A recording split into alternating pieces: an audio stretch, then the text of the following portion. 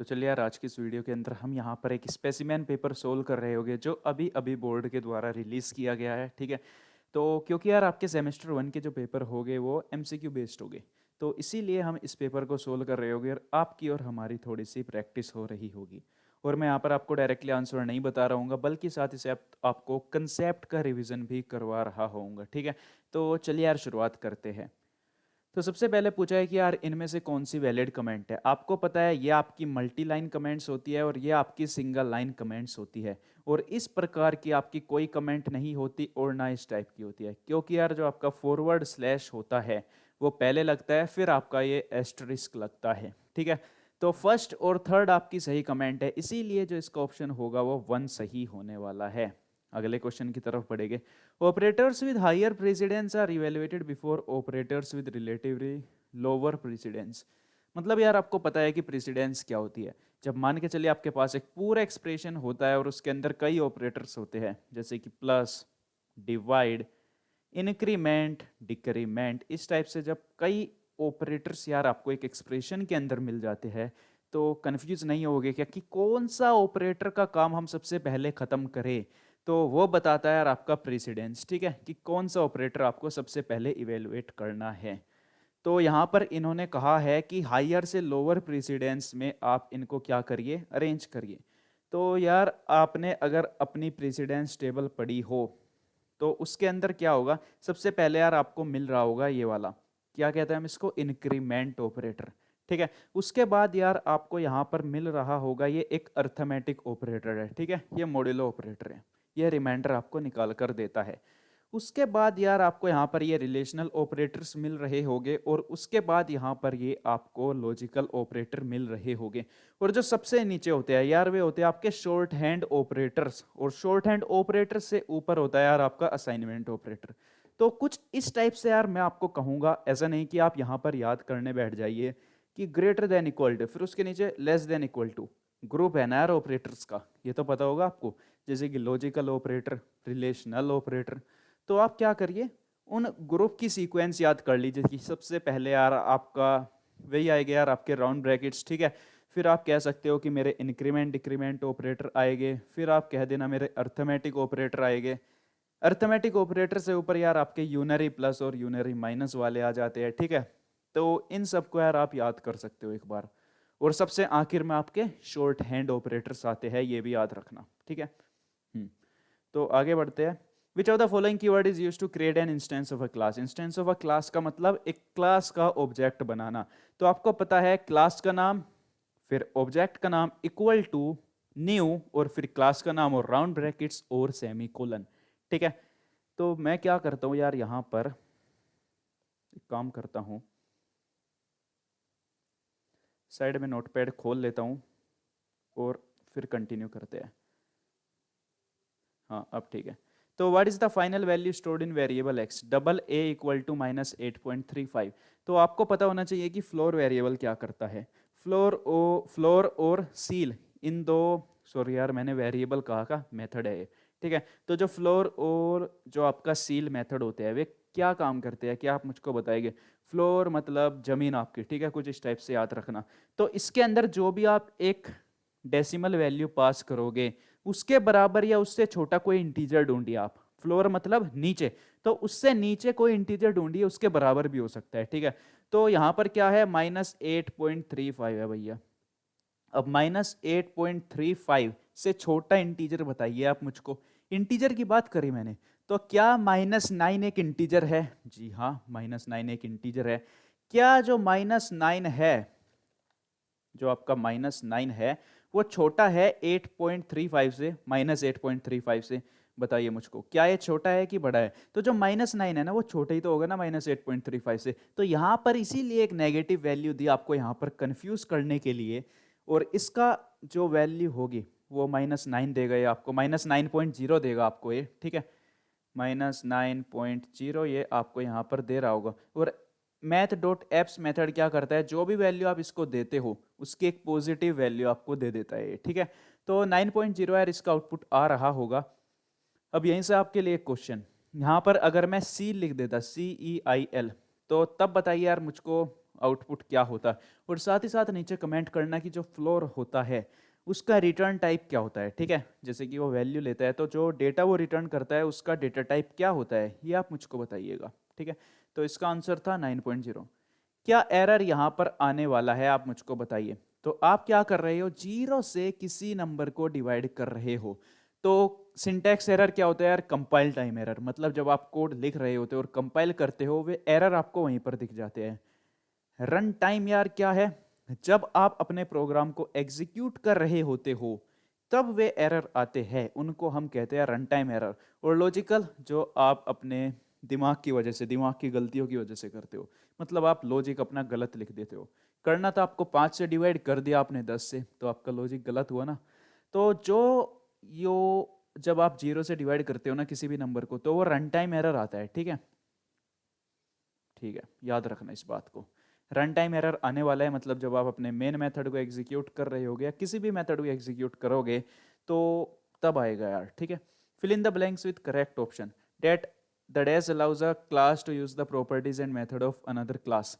तो ये होता है यार इनहेरिटेंस। इनहेरिटेंस की मदद से ही क्या होता है, एक क्लास की प्रॉपर्टी हम दूसरी क्लास में यूज कर पाते हैं, प्रॉपर्टी या मेथड। प्रॉपर्टी का मतलब यहाँ पर आपका वेरिएबल्स है और मेथड्स का आपको पता ही है। ठीक है, बिल्कुल।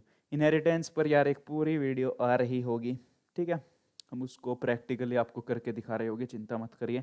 और number of bytes occupied by care data type is 4 या 2, 4 या 2, 2। ठीक है, इसमें कंफ्यूज नहीं होना है। बहुत बच्चे हैं यार जो यहाँ पर 4 लगाएंगे, लेकिन 2 बाइट यार आपका जो केयर डेटा टाइप है वो स्टोर करता है, मतलब साइज लेता है वो मेमोरी के अंदर। ठीक है, क्या आप मुझको बता सकते हो यहीं पर ही कि जो केयर की रेंज क्या होगी, इसकी रेंज क्या होने वाली है, जो केयर डेटा टाइप है आपका उसकी रेंज क्या होने वाली है, बताइए। क्या क्या आप मुझको बता सकते हो? तो बता सकते हो तो नीचे कमेंट करो। चलो, ये सब यार आपके काफ़ी बेसिक से क्वेश्चन है। ठीक है, the dash is an instance of a class. Instance of a class अभी तो बताया था यार मैंने ऊपर, ऑब्जेक्ट। ठीक है, ऑब्जेक्ट को ही हम इंस्टेंस ऑफ अ क्लास कहते हैं। Dash are the words which have special meaning to, अच्छा, टू जावा कंपाइलर कह लीजिए, आगे इन्होंने यहाँ पर लिखा नहीं है। तो कीवर्ड्स होते हैं यार जिनका कुछ स्पेशल मीनिंग होता है, जैसे कि फॉर, इंट, इफ, एल्स, ये सब यार आपके कीवर्ड्स ही तो है।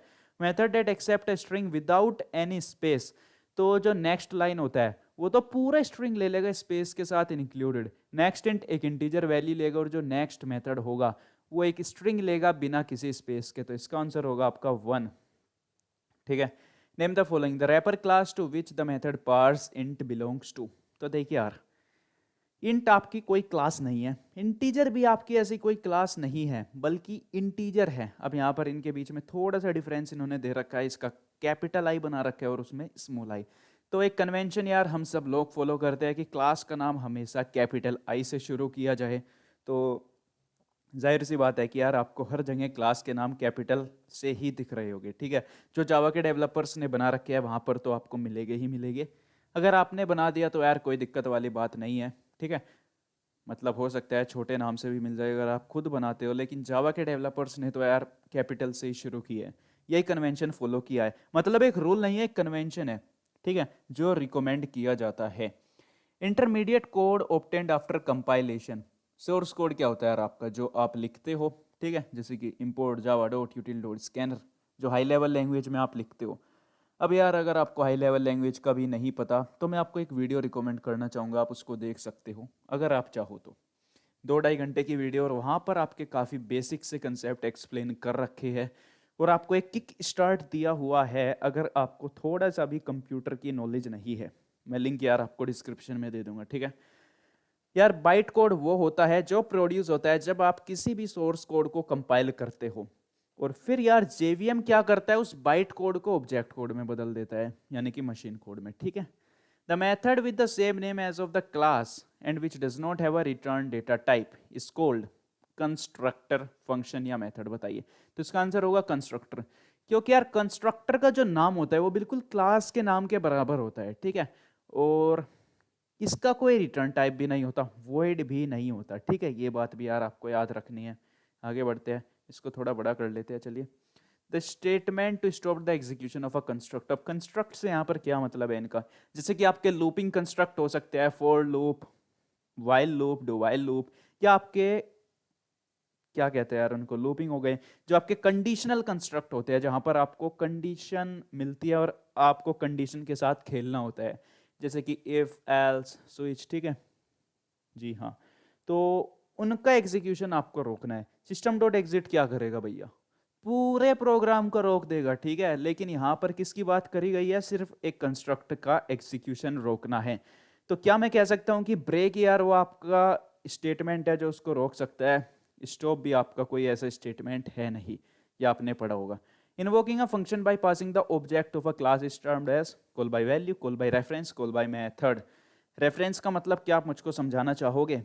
रेफरेंस का मतलब यार वही मेमोरी लोकेशन को जो पॉइंट कर रहा होगा आपका, ठीक है। और ऑब्जेक्ट के अंदर क्या स्टोर होता है क्या आपको पता है? मैंने यार आपको एक्सप्लेन किया था, जब भी आप एक ऑब्जेक्ट बनाते हो तो ऑब्जेक्ट के अंदर एक्चुअल डेटा स्टोर नहीं होता, बल्कि उस डेटा की मेमोरी लोकेशन स्टोर होती है, यानी कि आप कह सकते हो वो रेफरेंस स्टोर होता है। तो क्या मैं कह सकता हूं जब आप एक ऑब्जेक्ट पास करोगे, एक रेफरेंस पास कर रहे होगे, तो इसका आंसर हो जाएगा आपका call by reference. State true और false, byte is a non primitive data type. नहीं यार, 8 प्रिमिटिव डेटा टाइप होते हैं आपके और बाइट उनमें से एक है, तो ये फॉल्स हो जाएगा। यहां पर देखिए, क्या 2 3 से बड़ा है, ये आपका होगा फॉल्स, ठीक है। क्या आपका 4 जो है वो 6 से बड़ा है? 4 आपका 6 से बड़ा है क्या भैया? नो नो नो नो, ये भी फॉल्स होगा। फॉल्स एंड फॉल्स क्या देगा आपका आंसर? फॉल्स देगा, ठीक है। और फॉल्स का जब आप उल्टा कर दोगे, ये क्या यार आपका लॉजिकल नॉट ऑपरेटर है, ये क्या करता है, फॉल्स को ट्रू, ट्रू को फॉल्स। तो नॉट फॉल्स यानी कि ट्रू, तो इसका आंसर होगा आपका ट्रू, ठीक है। Scope of a local variable is with in a class. नहीं यार, लोकल वेरिएबल वे होते हैं जो किसी ब्लॉक के अंदर होते हैं। जैसे कि एक मेथड बनाया आपने, यहाँ पर आते हैं, जैसे कि मान के चलिए आपका एक मेन मेथड है, public static void main string joker, और यहां पर आपका एक मेथड है।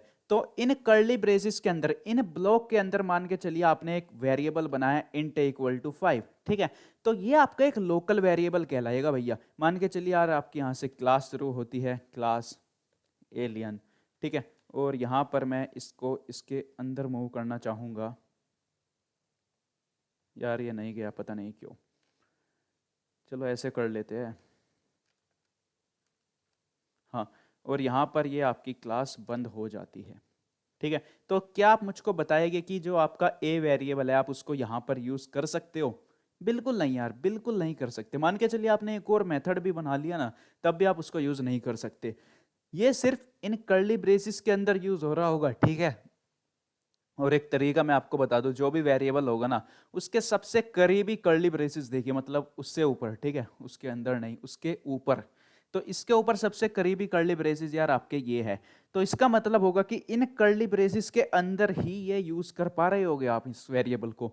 इसी को हम स्कोप कहते हैं। स्कोप क्या होता है कि कहाँ कहाँ पर आप किसी वेरिएबल को यूज कर पा रहे होगे, इतनी सी बात है, ठीक है। तो इस विद इन अ क्लास नहीं यार, उसी ब्लॉक या मेथड के अंदर होता है, ठीक है। तो ये भी हो जाएगा आपका फॉल्स। डिफॉल्ट स्टेटमेंट ऑप्शनल होता है क्या स्विच केस में? बिल्कुल यार, ऑप्शनल होता है, तो ये हो जाएगा आपका true. Assignment operator is left associative. Associativity आपको पता है क्या होती है?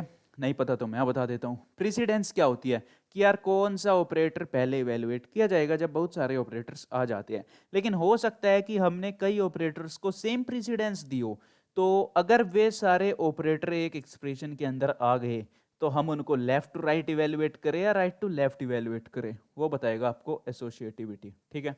तो लेफ्ट एसोसिएटिव का मतलब है कि हम उनको लेफ्ट टू राइट इवेलुएट करें, और राइट टू लेफ्ट का मतलब होगा राइट एसोसिएटिविटी, ठीक है।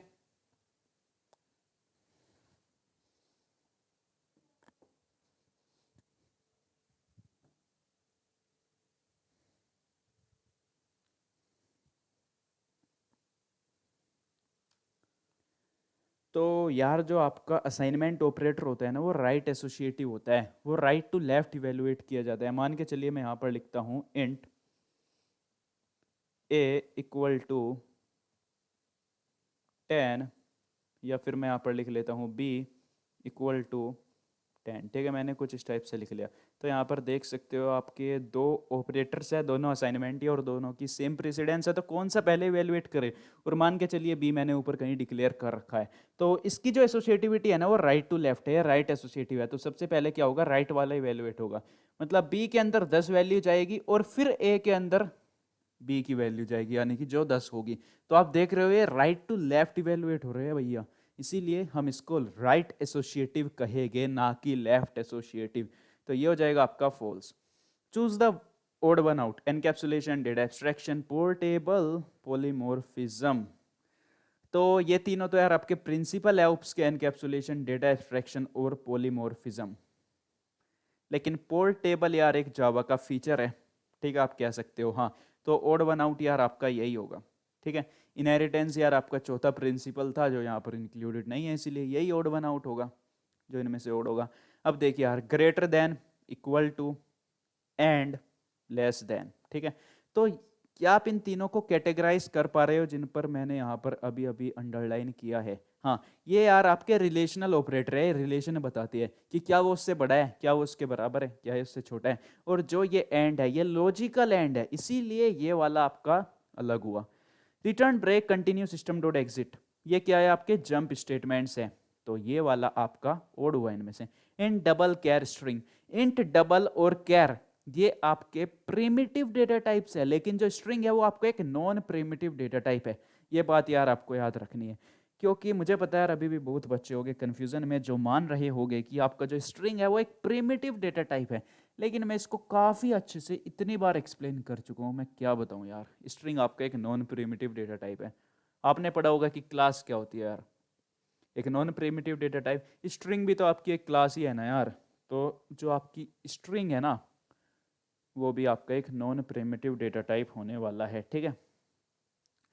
प्लस, मॉड्यूलो, डिवाइड और ये है लॉजिकल, और ये तीनों यार जो है आपके अर्थमेटिक ऑपरेटर है और ये लॉजिकल ऑपरेटर है, इसीलिए ये वाला हो जाएगा आपका क्या, ओड, ठीक है। अब यार आपको यहाँ पर इसका आउटपुट देना है, तो चलिए यार इसका एक बार आउटपुट निकाल लेते हैं। हो लो मी लाइक यू टू, ठीक है यार। तो प्लस इक्वल को सबसे पहले आप यहाँ पर इवेलुएट करिए, यहाँ पर हो जाएगा x इक्वल टू, क्या मैं यहाँ पर साइड में लिख लूँ, ठीक है यार, x equal to x plus, फिर यहाँ पर x plus plus plus plus plus x plus minus minus x plus x, ठीक है, इतना है यार। तो x की वैल्यू यार इन्होंने 5 दी है, तो चलिए यार हम इसको सोल्व करते हैं सबसे पहले।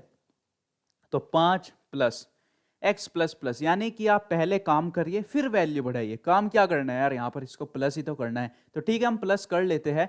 और जैसे ही प्लस किया, इसने कहा कि x की वैल्यू बढ़ा दो, तो x की वैल्यू हो गई भैया 6, ठीक है।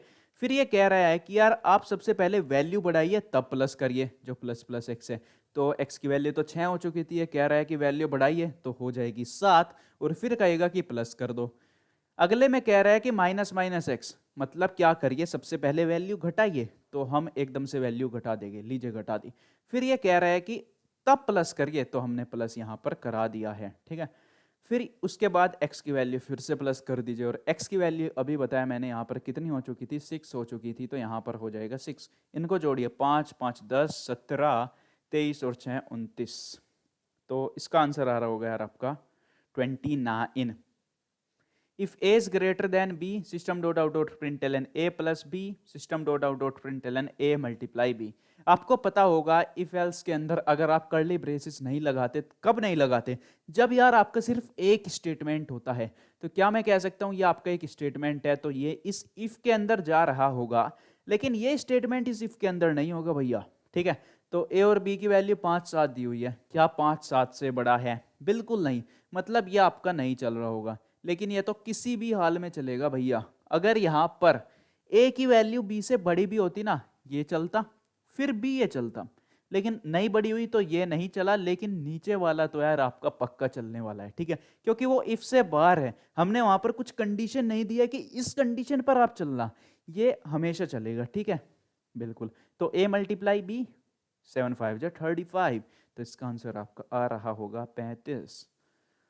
आगे बढ़ते हैं, स्ट्रिंग x इक्वल टू, यहाँ पर इन्होंने यूज किया है टर्नरी ऑपरेटर का, क्वेश्चन मार्क के आगे यहाँ पर जो ये वैल्यू है ये ट्रू होने पर और ये वैल्यू फॉल्स होने पर, तो क्या a greater than equal to 90 है, a की वैल्यू 90 है, 90 ग्रेटर देन इक्वल टू 90, बिल्कुल ट्रू है यार, भले ही बड़ी ना हो लेकिन बराबर तो है, तो इसका आंसर आ रहा होगा आपका एक्सीलेंट, तो 2 पर टिक लगाइए भैया। स्विच x, ठीक है, और x की वैल्यू इन्होंने कितनी दी है, कैपिटल A, तो केस के अंदर यहाँ पर स्मॉल a है, स्मॉल b है, स्मॉल c है। अब आप यार स्मॉल a और जो आपका कैपिटल A है वो बराबर नहीं होगा, क्योंकि एक की आस की वैल्यू 65 है और एक की आस की वैल्यू 97 है, 97 है, ठीक है। तो यार ये कोई से के साथ भी मैच नहीं होगा, और जब किसी भी केस के साथ मैच नहीं होता कब कौन सा चलता है, आपका डिफॉल्ट वाला चलता है और प्रिंट हो जाएगा आपका सक्सेस, तो इसका आंसर 3 होगा, ठीक है। n equal to 1000, n greater than 10, n equal to n divide by 10, क्या आपका जो 1000 है वो बड़ा है 10 से? जी हाँ, 1000 इज ग्रेटर देन 10, ट्रू होगा। ट्रू होते ही क्या होगा यार, आपका n equal to n divide by 10 हो जाएगा, मतलब n को आप 10 से डिवाइड करिए 100, n की वैल्यू तुरंत हो जाएगी आपकी 100, ठीक है। और यहाँ पर ये आपका एक बार लूप चल चुका है, फिर ऊपर जाएगा, 100 10 से बड़ा है, बिल्कुल ट्रू, तो फिर से नीचे आएगा और 10 से डिवाइड करिए 100 को, कर दिया यार 10 हो गई, और ये आपका चला दूसरी बार, फिर ऊपर जाएगा, क्या 10 10 से बड़ा है, बिल्कुल नहीं, तो आपका लूप 2 बार चला और जो फाइनल वैल्यू हुई n की वो हुई यार आपकी 10, ठीक है। तो इसका आंसर आ रहा होगा आपका 3, थर्ड वाला, ठीक है। Given below is a class with the following specification, यार देखिए इस क्वेश्चन को ध्यान से पढ़ना, मतलब आपके बहुत सारे आंसर्स यहीं पर ही छुपे हो गए। ओवरलोड यार क्लास का नाम रखना है यहाँ पर, ठीक है। एक मेथड है प्रिंट, प्रिंट क्या कर रहा है, एक इंटीजर की वैल्यू ले रहा है और मान के चलिए इसको आपने 5 दी वैल्यू, तो ये क्या करेगा, शुरू के 5 नेचुरल नंबर प्रिंट करा देगा। नेचुरल नंबर कहाँ से शुरू होते हैं, 1 से शुरू होते हैं और n तक आपको जाना है, ठीक है। तो क्या आप एक लूप लगा सकते हो 1 से लेकर n तक और एक एक से वैल्यू बढ़ रही होगी, ये बात आपके समझ आ गई, बिल्कुल।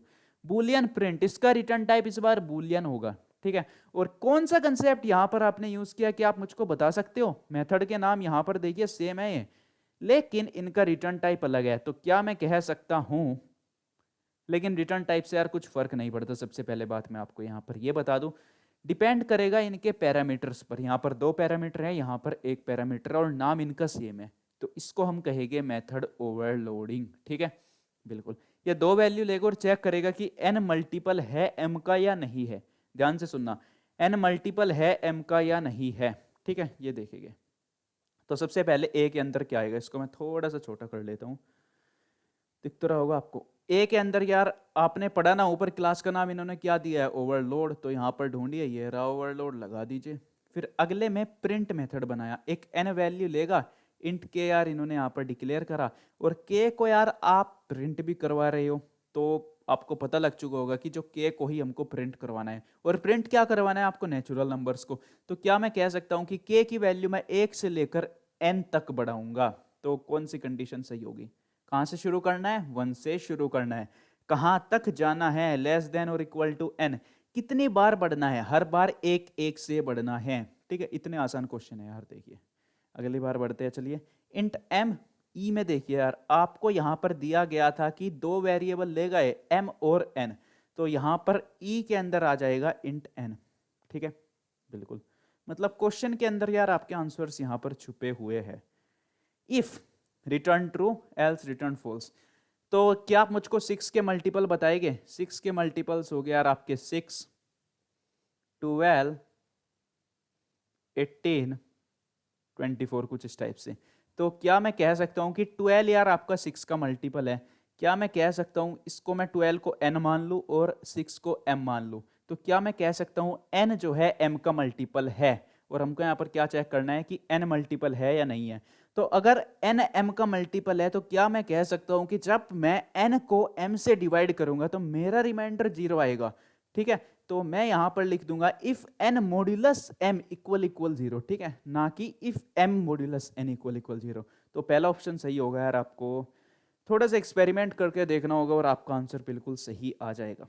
अगला क्वेश्चन, अगले क्वेश्चन में क्या है, एक क्लास नेम बनाना है, मतलब एक क्लास बनानी है जिसका नाम होगा टेलीफोन मेंबर वेरिएबल्स, यहाँ पर दिए है, इनका काम भी दिया हुआ है। NOC number of call, bill telephone bill to be paid, string N name of the customer, और मेथड इनपुट क्या करेगा, डेटा लेने वाला है, प्रिंट क्या करेगा, डिटेल प्रिंट करवाएगा, और कैलकुलेट क्या करेगा, टेलीफोन बिल कैलकुलेट करेगा। इस कंडीशन के अकॉर्डिंग पहली 100 कॉल फ्री होगी और 100 से जो ज्यादा कॉल होने वाली है वो ₹2.5 प्रति कॉल लगेगी। ठीक है, तो क्लास का नाम यार यहां पर क्या हुआ है, क्लास का नाम टेलीफोन है, तो यहां पर हम लगा देंगे टेलीफोन। बी पार्ट में आ जाइए, स्कैनर वो भी इक्वल टू न्यू स्कैनर, यार न्यू आएगा यहाँ पर। ठीक है, तो देखिए न्यू आपको दिया हुआ होगा, ओल्ड तो यार कोई कीवर्ड भी नहीं होता जावा के अंदर, इतना तो आपको पता होगा। System dot out dot println number of call आप एंटर करिए, नंबर ऑफ कॉल NOC का डेटा टाइप देखना जरा आप एक बार जाकर, ऊपर इंट है, मतलब नेक्स्ट इंट मेथड का हम यूज करेंगे भैया। ठीक है, तो OB डॉट नेक्स्ट इंट में यहाँ पर लगा दूंगा। देखिए यार आंसर्स आपके क्वेश्चन में ही छिपे हुए हैं। ठीक है, तो वहां पर ध्यान दीजिए। कैलकुलेट बिल यार आपका 0 कब है, अगर नंबर ऑफ कॉल्स आपकी 100 से कम है या 100 के बराबर है, फर्स्ट 100 का है ना, तो क्या मैं कह सकता हूं कि अगर मेरी कॉल 100 से कम या उसके बराबर है तो यहां पर ये वाला ऑप्शन होगा, क्योंकि फर्स्ट 100 का है ना, 100 भी इंक्लूडेड है, तो मेरा बिल 0 हो जाएगा। अगर ऐसा नहीं होता तो आपको यहां पर क्या करना है, तो देखिए यार मान के चलिए आपने 102 कॉल करी। ठीक है, 102 कॉल करी, तो देखिए यार नंबर ऑफ कॉल्स के अंदर 102 होगा, लेकिन पहले की जो 100 कॉल है यार आपके, इनका कॉस्ट कितना होगा आपका, इनका कॉस्ट होगा 0, लेकिन 102 माइनस 100 यानी कि जो बाकी की 2 कॉल है इनका कॉस्ट हो जाएगा आपका 2.5 इंटू 2 यानी कि ₹5, क्योंकि प्रति कॉल ₹2.5 ले रहे हैं। तो मैं क्या कह सकता हूं कि n में से आप सबसे पहले क्या करिए, 100 माइनस करिए, बिल्कुल, और फिर यार उसकी मल्टीप्लाई करा दीजिए 2.5 से, बिल्कुल यार बिल्कुल।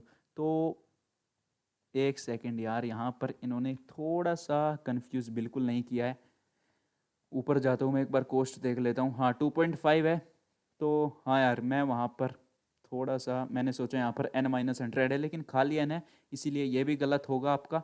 और यहाँ पर ₹3.5 भी नहीं है, पहले वाला सही होगा, 0 भी इन्होंने प्लस किया है, कराओ या ना कराओ कुछ फर्क नहीं पड़ने वाला। ठीक है, तो पहले हमने 100 घटाया और फिर मल्टीप्लाई करी ₹2.5 की।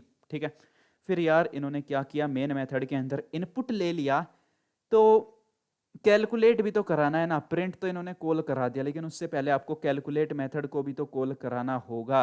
और कैलकुलेट मेथड जो है आपका एक स्टैटिक मेथड नहीं है, नॉन स्टैटिक मेथड है, और नॉन स्टैटिक मेथड जो होते हैं आपके ऑब्जेक्ट की मदद से कॉल होते हैं। तो ऑब्जेक्ट का नाम यहाँ पर क्या है, टी, तो टी डॉट कैलकुलेट वहां पर आ रहा होगा। कितने क्वेश्चन बचे हैं भैया, एक, you're the shadow, you're the light, हाँ यार थोड़े क्वेश्चन बचे हैं। Love me like you do. The following program segment calculate the norm of a number. Norm of a number क्या होता है, square root of sum of square of all digits of a number. मान के चलिए यार आपका 68 है, तो सबसे पहले इसकी एक डिजिट को आपको एक्सट्रैक्ट कराना होगा, और फिर क्या करना होगा, उनका स्क्वायर करना होगा और उनका एडिशन कराना होगा, और फिर उसका स्क्वायर रूट कर देना है। मतलब क्या, मान के चलिए 45 है, तो 4 का स्क्वायर करिए, 5 का स्क्वायर करिए, ये इसको मैं एक बार यहाँ से हटा देता हूँ। ठीक है, 4 का स्क्वायर किया, 5 का स्क्वायर किया, और फिर आपने इनको प्लस करा दिया। ठीक है, और फिर जो भी यार आपका रिजल्ट आया है, यह आएगा आपका रिजल्ट, और इसका आपको करा देना है यहाँ पर स्क्वायर रूट। ठीक है, बात समझ आई, और यही होगा आपका नॉर्म ऑफ अ नंबर। तो ठीक है भैया, डिजिट आपसे एक्सट्रैक्ट करानी आती है या नहीं आती, ये बताइए मुझको। हम एक नंबर को 10 से डिवाइड करते चले गए, उसका मॉड्यूलर निकालते चले गए, एक एक डिजिट आपकी आती जाएगी और वो होता चला जाएगा। ठीक है, तो अगर आपसे नहीं आता तो यार मैं आपको लिंक दे दूंगा एक बार, ठीक है, या यहीं पर ही समझाऊं। मान के चलिए यार 735 है, चलो समझा देते एक बार। अच्छा, इससे बाहर नहीं लिखने देगा तू हमको। 735 है, 735 को 10 से डिवाइड करने पर कितना रिमाइंडर आएगा आपका, 5, पहली डिजिट आ गई। फिर आप 735 को 10 से डिवाइड कर दीजिए, कर दिया भैया, कितना हो गया, 73 हो गया। 73 का फिर से रिमाइंडर निकालिए, 10 से डिवाइड करने पर 3, दूसरे डिजिट आ गए। फिर से आप इसको 10 से डिवाइड करिए, कितना आया, 7, 7 को 10 से डिवाइड करने पर रिमाइंडर आपका 7 ही आएगा। कैसे आएगा, 10 0 जा 0, रिमाइंडर 7। फिर से आप 7 को 10 से डिवाइड कर दीजिए, 7 को जब आप 10 से डिवाइड करोगे तो आपका आएगा 0, और जैसे ही आपका 0 आता है आपको रुक जाना है। तो कंडीशन क्या होनी चाहिए, यहाँ पर कंडीशन इन्होंने देखी एक बार क्या क्या दे रखी है। सबसे पहले ए वाला नेम बताते हैं। तो जो सम होगा, सम की वैल्यू यार आपको याद रखना है, हमेशा 0 सेट करनी है। क्यों? मान के चलिए यार, यहाँ पर देखिए इन्होंने क्या कर रखा है। मान के चलिए, कैसे समझाऊँ यार मैं आपको, यहाँ पर यार वाइट बोर्ड पर अच्छे समझाया जाता है ना, ये बात तो है। और अगर आपने कुछ भी नहीं पढ़ा तो आप यार यहाँ पर क्या कर रहे हो। जैसे कि यहाँ पर सम की वैल्यू सबसे पहले 0 होने वाली है, फिर हम क्या कर रहे होगे, सम की वैल्यू 0 कर कर उसके अंदर यार 3 का स्क्वायर ऐड कराएंगे, 7 का स्क्वायर ऐड कराएंगे, फिर यार और 5 का स्क्वायर भी ऐड कराएंगे, है ना, बिल्कुल कराएंगे। 7 square plus 3 square plus 5 square. लेकिन अगर हम सम की वैल्यू 1 कर देते तो क्या होता, 1 plus 3 square plus 7 square plus 5 square. तो यार आपको एस की वैल्यू 0 ही सेट करनी होगी, ये बात याद आपको पता होनी चाहिए। और डेटा टाइप क्या है इसका, इंट है, इसलिए 0 करेंगे ना कि 0.0। 1 क्यों नहीं करेंगे, क्योंकि एक नंबर यार आपका बढ़ जाएगा। जैसे कि यार ऊपर देखिए, इसका 100 आया ना तो वो 101 आता है यार, एक फालतू का ऐड हो जाता। और कंडीशन क्या आती है यार, जब तक यार आपका 0 नहीं आ जाता तब तक आपको कंटिन्यू करना है। तो क्या मैं कह सकता हूं कि अगर मेरा n की वैल्यू 0 से बड़ी है, जैसे कि यहाँ पर 73 थी, तो आप उसको डिवाइड करिए और रिमाइंडर निकालिए। 7 थी, 0 से बड़ी है बिल्कुल, डिवाइड करिए रिमाइंडर निकालिए। लेकिन 0 है, इसका क्या डिवाइड करके रिमाइंडर निकालोगे भैया, हमारी सारी डिजिट एक्सट्रैक्ट हो चुकी है। तो यहाँ पर n greater than equal to 0, और यहाँ पर आप लिखोगे s equal to s plus, यानी कि जो पहले आपने सम निकाला है अभी तक, उसके अंदर जो भी यार आपकी डिजिट है, डिजिट के अंदर आपका एक डिजिट आ रही होगी, जैसे ही आप रिमाइंडर निकालोगे तो उसका स्क्वायर करा और फिर आपने उसके अंदर ऐड करा दिया। तो पहला ऑप्शन यार इसका सही हो रहा होगा, ठीक है। दूसरे में यार आपको स्क्वायर रूट निकालना है, किसका निकालना है स्क्वायर रूट, एस का कि एन का। एन क्या है यार, एन की वैल्यू तो यहाँ पर देखिए आपकी 0 हो चुकी थी, तो एस का ही तो निकालना है जिसके अंदर आपने सम करा है। तो एस क्यू आर टी, और एस क्यू आर टी यार छोटे में होने वाला है। अगर यार ये क्वेश्चन अभी भी आपकी समझ नहीं आया तो मैं लिंक दे दूंगा, मैं जहाँ पर यार आपको व्हाइट बोर्ड पर समझा रखा है, ठीक है। ये पैराग्राफ यार आप पढ़ लेना, इस पैराग्राफ के अंदर ही इनके सारे आंसर है। To check for a condition and execute the statement based on condition can be done using the decision control statement. Two decision control statement in Java are if and switch. यहाँ पर पूछा है कौन से दो decision control statement है, तो आप लगा दोगे if and switch. An if statement within another if statement is termed as nested if, या खाली नेस्टेड या नेस्टेड वाइल, तो नेस्टेड इफ। देखिए, an if statement within another if statement is termed as nested if, ठीक है। Name given for repetitive execution of set of statement, क्या कहते हैं उनको, लूपिंग कहते हैं। यहां पर दे रखा था, कहां पे था, repetitive execution of a set of statement is termed as looping, ठीक है। Which of the following does not execute even once, K की value 1 should be less than equal to 100, true, मतलब ये एग्जीक्यूट हो रहा होगा। के की वैल्यू 10 लेस देन 1, क्या 10 1 से छोटा है, बिल्कुल नहीं भैया, बिल्कुल नहीं, मतलब ये एक बार भी एग्जीक्यूट नहीं हो रहा होगा, ठीक है। और अगला तो हो ही रहा होगा जब आपको एक ऑप्शन मिल गया तो, ठीक है। अगला देख लो फिर भी, 1 ग्रेटर देन इक्वल 1, ट्रू, एक बार एग्जीक्यूट होगा। लेकिन यहां पर कहा एक बार भी नहीं, तो इसका ऑप्शन होगा यार आपका सेकंड। तो हो सकता है यार आपके वो क्वेश्चन समझ ना आया हो, क्योंकि मैंने यार उसका लॉजिक अच्छे से समझा नहीं है, ठीक है।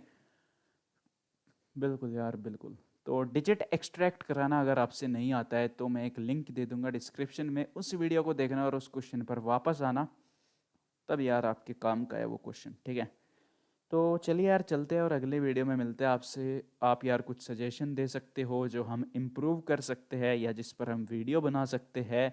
जो भी कमी आपको हमारी वीडियो में लगी वो आप बेझिझक नीचे लिख देना, हम उसको इम्प्रूव करेंगे। कुछ समझ नहीं आया वो भी बताना, वो भी फिर से समझाने की कोशिश करेंगे। तो चलिए यार चलते हैं, मिलते हैं आपसे अगली वीडियो में।